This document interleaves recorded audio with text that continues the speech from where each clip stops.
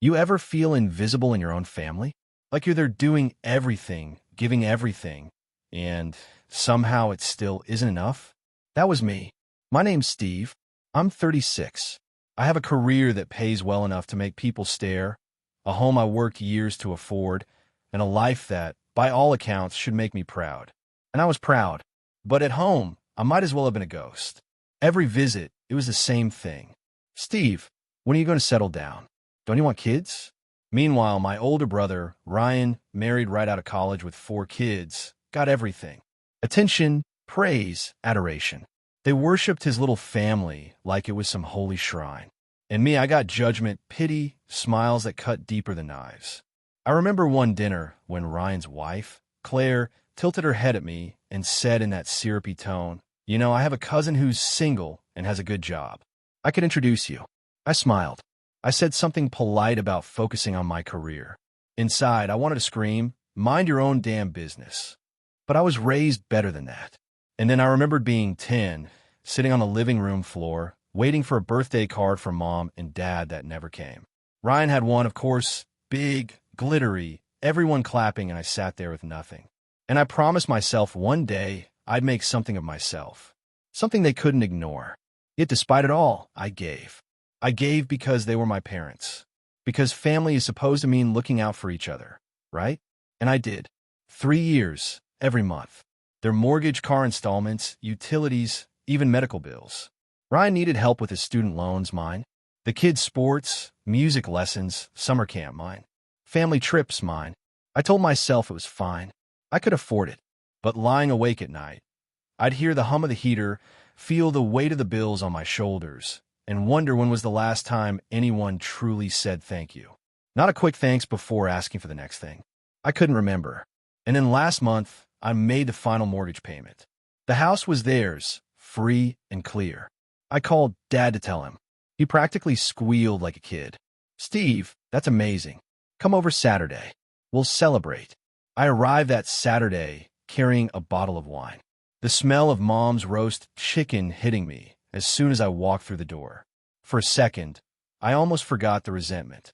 Almost. The family was all there. Ryan looking smug.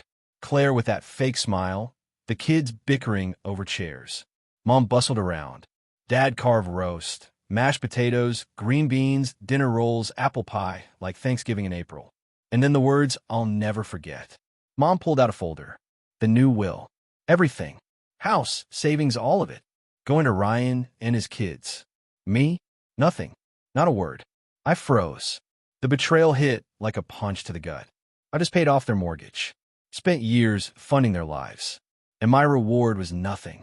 "We're being practical," Mom said. "You don't need it. You're successful." Practical. I'd been their invisible ATM. And now my success made me unworthy. Anger bubbled, hot, sharp, consuming. I looked at Ryan, Claire, my parents, everyone calm, smug, serene. And then something inside me shifted. Enough. I left the table. I left the house. The drive home was a blur.